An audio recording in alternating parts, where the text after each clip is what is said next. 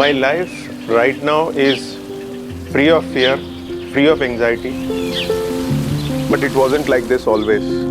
લગભગ 3 મહિના પહેલાં લેટ 2025 અર્લી 2026 મને લેગમાં સિવિયર પેઇન સ્ટાર્ટ થયું. લેફ્ટ લેગમાં સિવિયર પેઇન.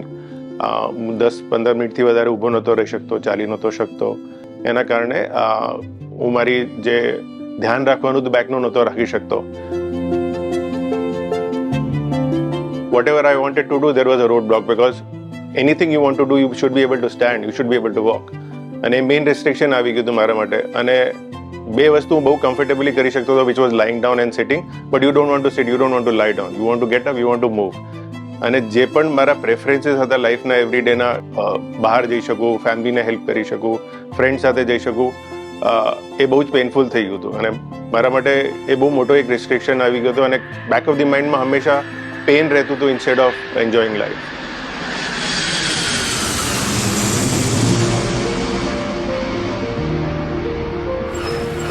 જ્યારે આ પ્રોસેસ ચાલુ થઈ એક સોલ્યુશન ફાઇન્ડ કરવા માટે, હું ઇન્ડિયા આવ્યો કારણ કે આ મારું હોમ સિટી છે. અને મેં ઘણા બધા ડૉક્ટર્સ અને સ્પેશિયલિસ્ટને કન્સલ્ટ કર્યું.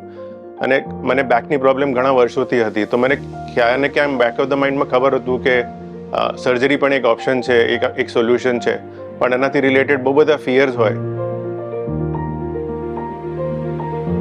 અમને ટેન્શન તો બહુ જ હતું કે સર્જરી થઈ રહી છે અને હું હાજર નહોતી સર્જરી વખતે એમની જાતે.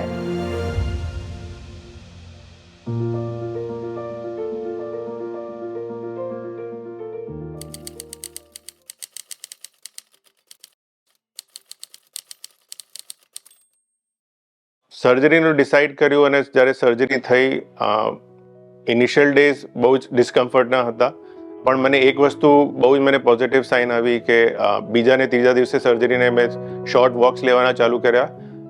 અને મને ઇમિડિયેટલી ખબર પડી ગયું કે જે મારો ઇનિશિયલ પ્રોબ્લેમ હતો એ નથી.